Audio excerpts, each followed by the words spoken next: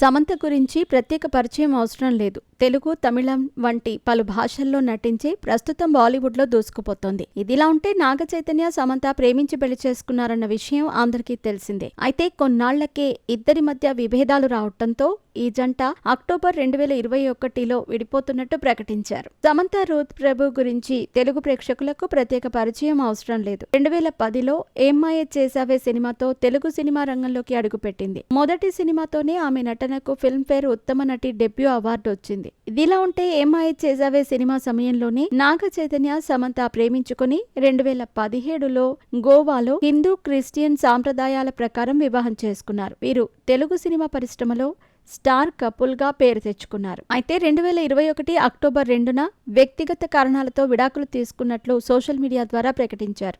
విడాకుల తర్వాత సమంత మానసిక ఆరోగ్యంపై దృష్టి పెట్టి ధ్యానం ద్వారా తనను తాను సమతుల్యంగా ఉంచుకుంటుందని తెలిపింది. సమంత, నాగ చైతన్యలు ప్రేమించుకునే రోజుల్లో చేతిపై ఒకే రకమైన టాటూలు వేయించుకున్నారు. అయితే వీరు పెళ్లికి ముందే వీరి చేతి ఒకే రకమైన టాటూలు ఉండటంతో అప్పట్లో ఈ విషయం బాగా వైరల్ గా మారింది.